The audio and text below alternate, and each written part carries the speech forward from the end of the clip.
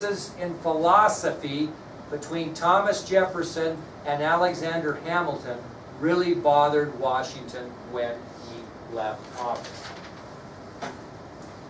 The second thing he was concerned about is the United States' relations with foreign countries. Seemed like we were always having to make a deal to keep ourselves out of trouble, right? And he thought we should have better relations with foreign countries. That didn't mean he thought we ought to sign alliances with them. He just thought we should have better relationships with other foreign countries so we weren't always selling our soul to the devil to keep ourselves out of trouble. Does that make sense? Okay? So again, when George Washington left the presidency, he had two major concerns for the United States. Number one, he was concerned about the sharp, bitter arguments between Alexander Hamilton and Thomas Jefferson. And number two, he was concerned about the relations of the United States with foreign countries. Now, every president gives a farewell address, right? Kind of summing up himself in the presidency. Well, when Washington gave his farewell address, and who does he give that to? Every president does it even today. Where does the president give his farewell address? To what group? Well, now it's on TV, but in those days it was only Congress. And really the president gives his farewell address today even to Congress. But because we have television and media, everybody gets to see it, right? The president's farewell address is actually to Congress, but we all get it. Okay? Well, here were two things that he urged the American people not to do in the future. Don't do these two things. Now what we're going to do is we're going to see if we do or not, right? So but he gets up there in his farewell address and he tells Congress, I would really suggest you don't do these two things, okay, going forward. Number one, don't establish any permanent alliances with any foreign countries. We got ourselves in trouble with that, didn't we? In the Treaty of 1778, that was a permanent alliance that got us in trouble. So he said, do not establish any permanent alliances with any foreign countries. Don't promise them the world forever, because it might come back to bite you like it did the United States as a virtue of the Treaty of 1778. Permanent alliances. Does that mean you can't have an alliance with someone? No, but don't make it forever, because things change, right?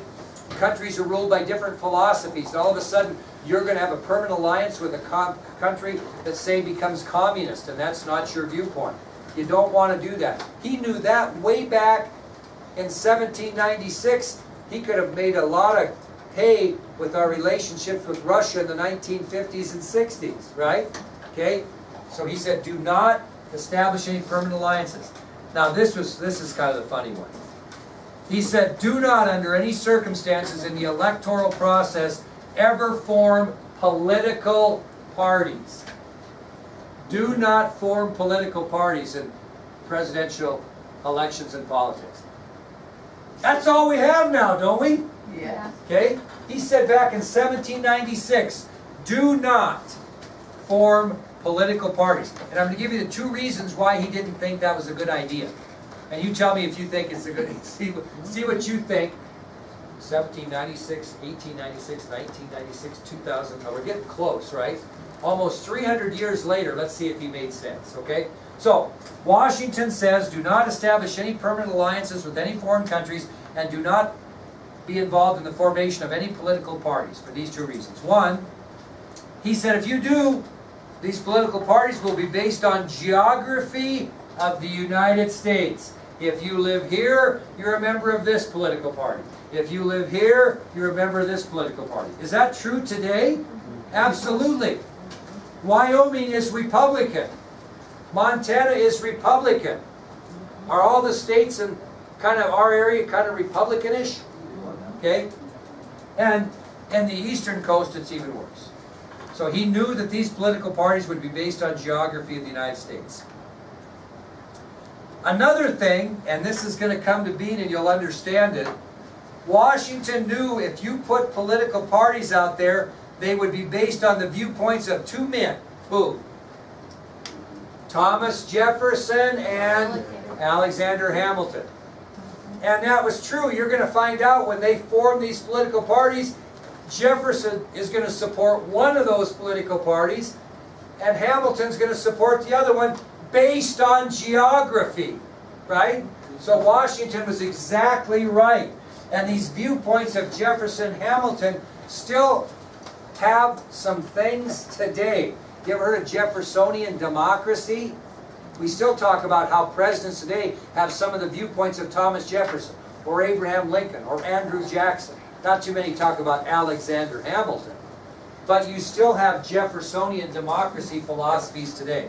So, again, in his farewell address to Congress, President Washington urged the American people, do not establish any permanent alliances with foreign countries.